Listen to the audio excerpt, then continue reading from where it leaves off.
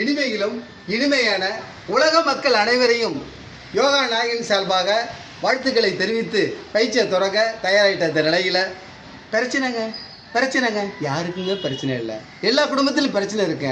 பிரச்சனை எப்படி தீர்க்கிறது? ஆலயத்துக்கு செல்லுங்கள், ஆலயத்தை வழிபடுங்கள். ஆலயம் என்று சொல்வது என்ன? நம்ம உடம்பு தாங்க ஆலயம். இதை நீங்கள் அதான் யோகாவில் சொல்கிறது இது ஓவர் அல்ல, உண்மை.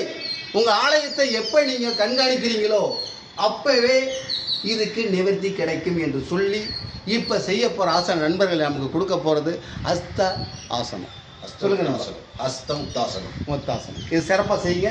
காலை ரெண்டையும் ஒன்றா வைங்க போல.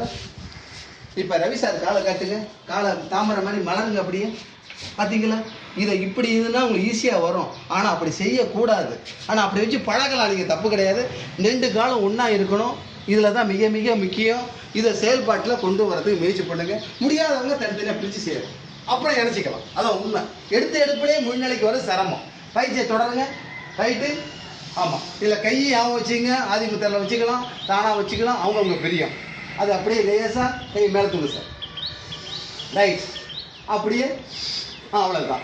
மேலே போனோன்னே பெருக்கல் வாய்ப்பாடு உங்களுக்கு எல்லாருக்குமே தெரியும். கையை 2 இணைக்க வேண்டுங்க, பெருக்கலை போல. இன்னும் சொல்ல போனால் கரெக்டாக தெரியும் உங்களுக்கும். ஏன்னா எளிய முறை, ஆனால் மாற்றி செயல்படுறதுக்கு முயற்சி பண்ணுங்க. மிக மிக அவசியம் மூச்சுங்க. மூச்சை செயல்பட்டால் வீட்டில் உள்ள பிரச்சனை தானாக தீருங்க. இதில் எதுவும் மாற்றமே இல்லைங்க. உண்மை எப்போது உண்மையாகவே இருக்கும். அதான் உண்மை, அதில் எதுவும் கிடையாது. ஆலயத்துக்கு செல்றீங்க. இப்போ எது ஆலயம் என்று சொல்வது? நம்ம உடலுங்க. உடலை கவனியுங்கள், சுவாசத்தை கவனியுங்கள், அதே போல் உடலையும் கவனியுங்கள். சரியான முறையில் பயிற்சிருக்கீங்க, எந்த மாற்றமும் இல்லை.